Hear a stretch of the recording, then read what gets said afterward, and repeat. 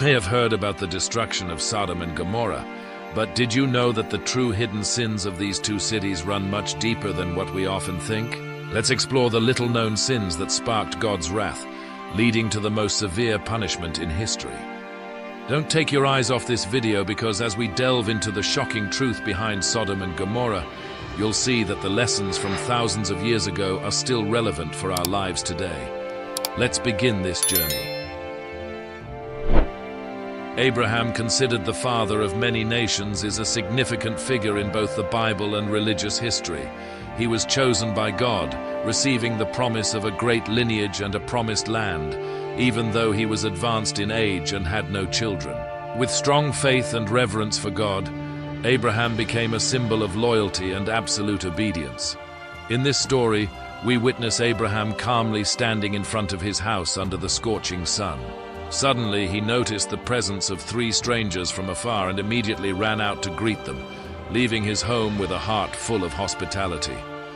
Bowing respectfully, he said, "If it pleases you, allow me the honor of offering some hospitality before you continue your journey. Let me bring water for you to wash your feet and rest under the shade of a tree.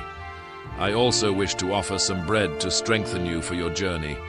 The guests gratefully accepted Abraham's invitation, and he quickly directed his servants to do what was needed.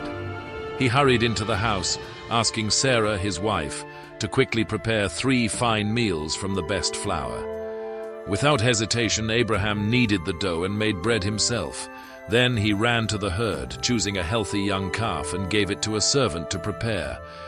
He didn't forget to set out fresh curds and prepared meat, bringing everything to serve the guests under the cool shade of the trees. Not long after, the guests turned their attention to Sarah, Abraham's wife. When asked, Abraham replied that she was inside the tent. One of them made an unexpected prophecy. "Be assured, at this time next year I will return, and Sarah, your wife, will bear a son." Sarah, listening behind the tent door, could not help but laugh quietly. At that point, both Abraham and Sarah were old, and Sarah had long passed the age of childbearing. This prophecy made her skeptical, wondering if such a miracle could happen when both were so advanced in age and the joy of motherhood seemed out of reach. Then the Lord asked Abraham, "Why did Sarah laugh, doubting the possibility of bearing a child at her age? Is there anything too hard for me, your Lord, to accomplish? At the appointed time next year I will return, and Sarah will have a son." Sarah, surprised and afraid, denied that she had laughed, but the Lord firmly stated, "No, you did laugh." After that, the guests rose and looked towards Sodom, and Abraham saw them off. In his mind, the Lord considered whether to reveal to Abraham what was about to happen. He thought about how Abraham was destined to become the father of a great nation, and that through him all nations on earth would be blessed. Abraham was chosen to instruct his children and household to follow the way of the Lord, to live in righteousness and justice, so that the Lord could fulfill the promises he made to him. The Lord then revealed that the outcry against Sodom and Gomorrah had grown too great to ignore, and the sins committed by the people of these cities were extremely grievous. He decided to go down personally to see if the actions of the inhabitants were as bad as the outcry that had reached him. If not, he would know. Then the two men turned away and went towards Sodom, while Abraham remained standing before the Lord. Abraham stepped forward and pleaded with the Lord, "Will you sweep away the righteous with the wicked? What if there are 50 righteous people in the city? Will you really destroy the city and not spare it for the sake of the 50 righteous people in it? Far be it from you to do such a thing, to kill the righteous with the wicked, treating the righteous and the wicked alike. Will not the judge of all the earth do right?" The Lord answered, "If I find 50 righteous people in the city of Sodom, I will spare the whole city for their sake." With humility, Abraham continued, "I am but dust and ashes, yet I dare to speak to my Lord. What if the number of the righteous is 5 less than 50? Will you destroy the whole city because of 5 people?" The Lord answered, "If I find 45 righteous people there, I will not destroy it." Abraham persisted, "What if only 40 are found there?" The Lord replied, "For the sake of 40, I will not destroy it." Abraham, with deep respect, continued, "What if only 30 righteous people are found?" The Lord assured him, "I will not destroy the city if I find 30 righteous people." Abraham spoke again, "May the Lord not be angry, but let me speak once more. What if only 20 can be found there?" The Lord said, For the sake of 20, I will not destroy it."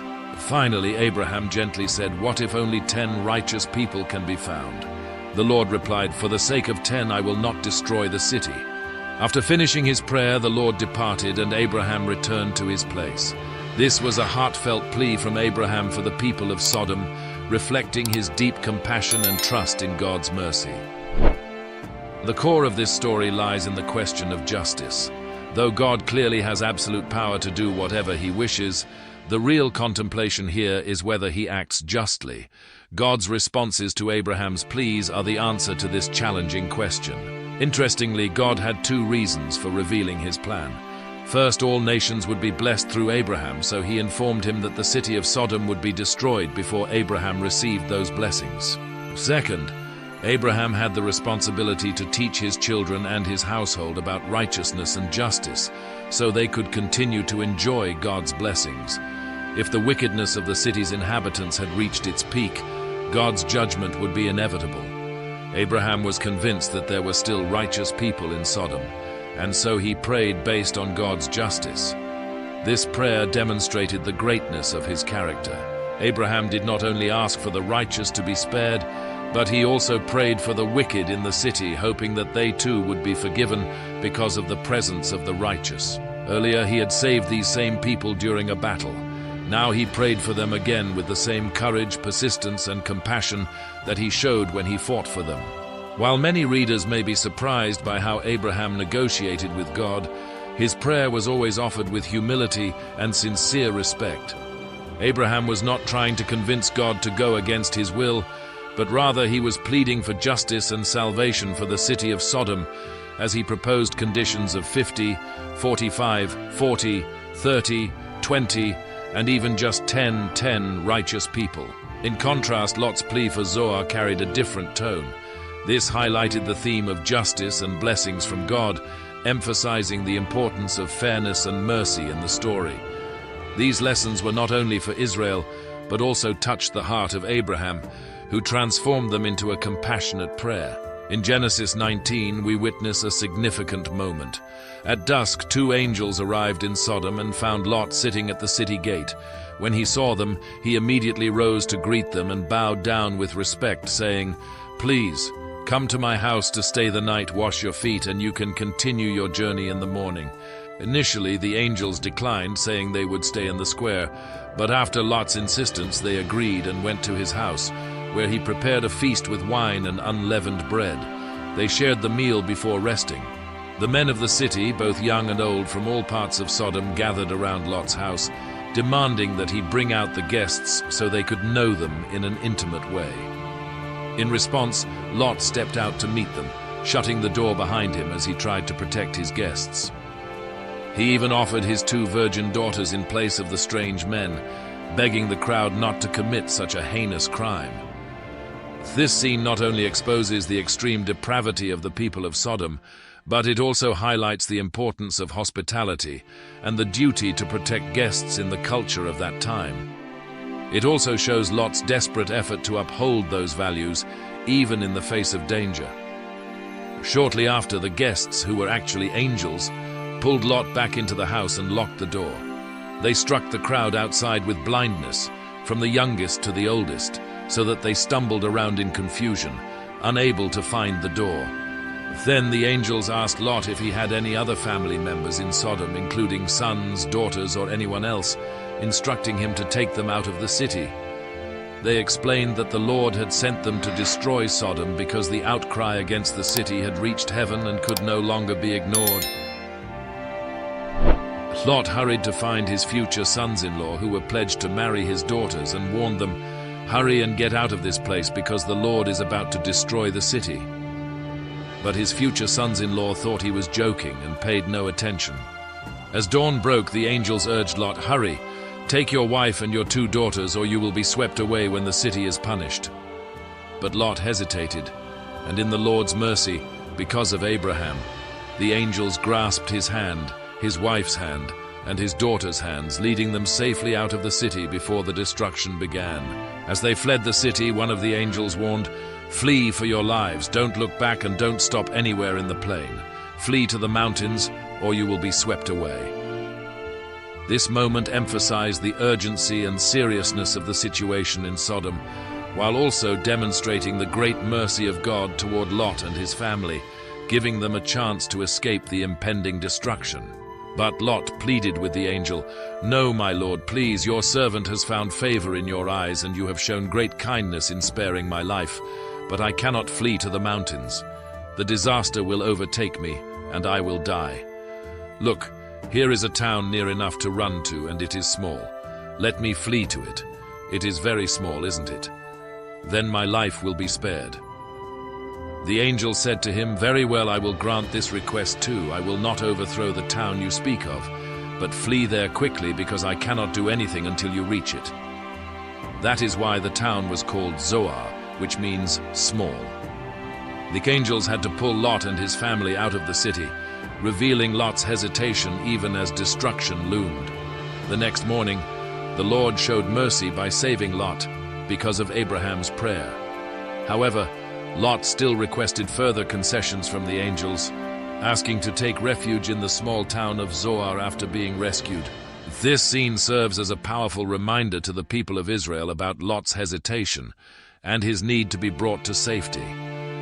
It raises the question, why are some of God's people still bound to a corrupt world instead of fleeing from a society destined for destruction?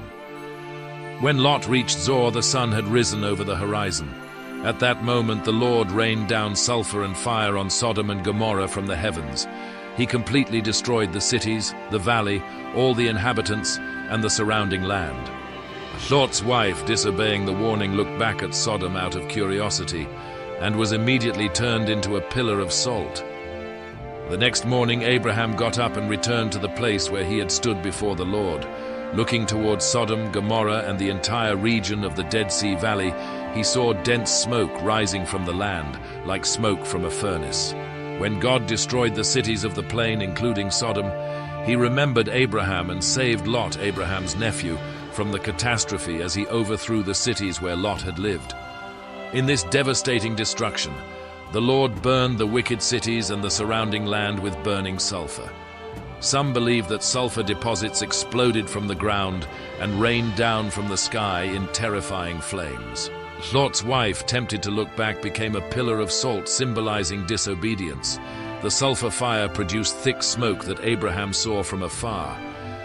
Though the Lord judged the wicked in the cities of the plain, he remembered Abraham and saved Lot in response to his prayer.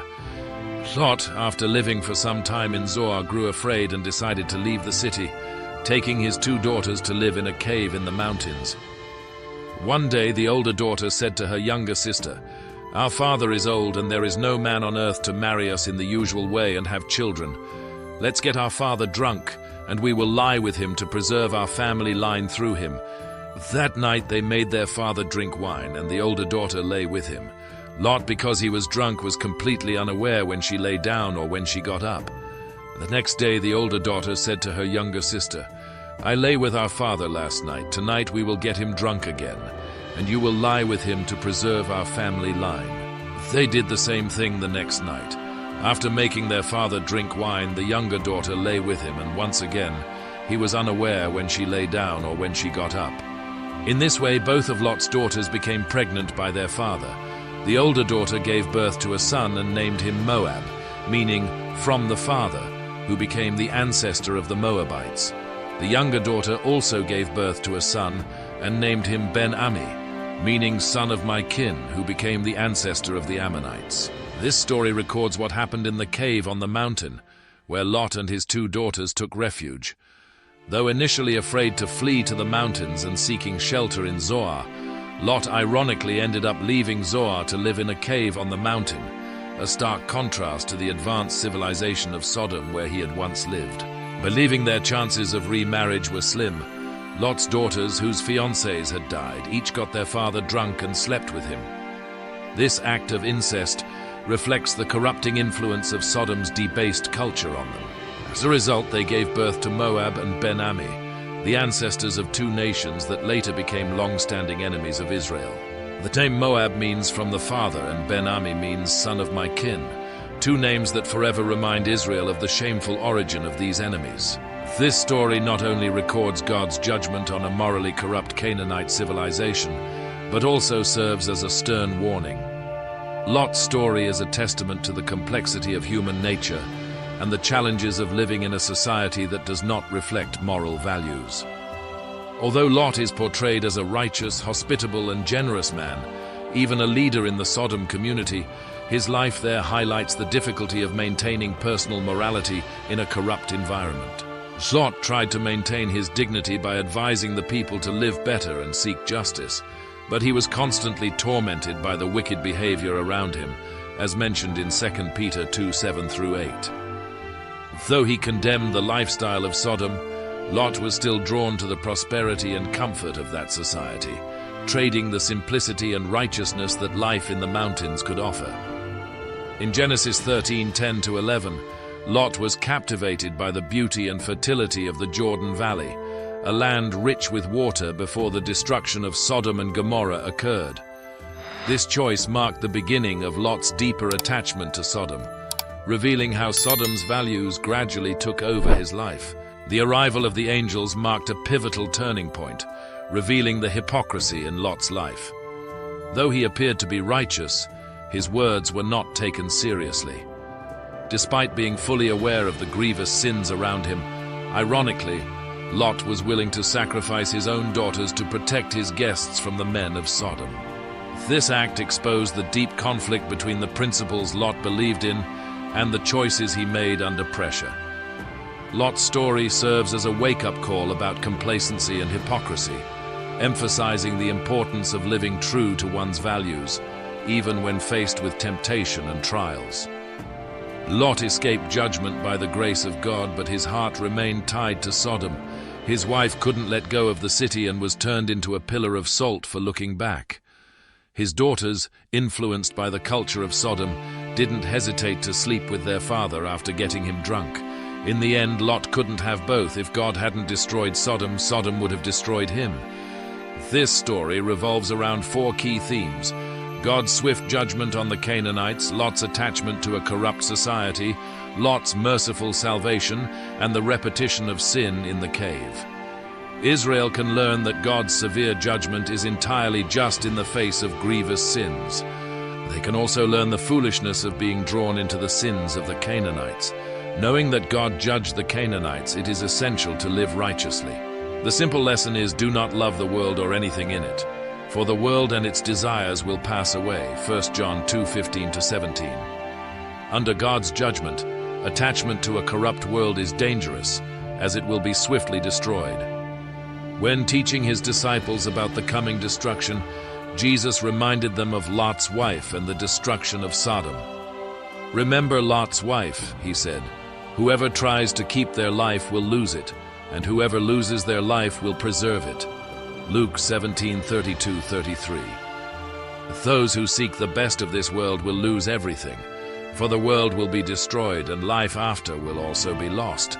Luke 17:33-37.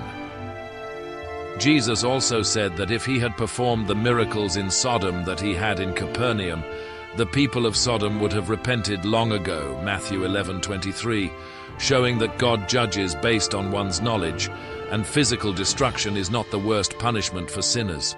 Reflecting on the story of Lot and the destruction of Sodom and Gomorrah, we are reminded of the power of faith and the need to stand firm against the temptations of the world. God judges the wicked, but he also always offers a path to salvation for those who repent and return to him. Let this story be a powerful reminder that we must live according to God's values, not allowing our hearts to be drawn to the world, and always keeping a steadfast faith in life. If you feel encouraged by this message, don't forget to click like and share it with your friends and family. Subscribe to our channel and turn on notifications so you won't miss any new content. We'd love to hear your thoughts. Leave a comment below about what impressed you most in the story of Lot and how we can live a righteous life in a world full of temptations. Thank God for his teachings that guide us through the trials of life. See you in the next video, where we will continue to explore deeper lessons from the Bible. Until then, may God bless you and your family.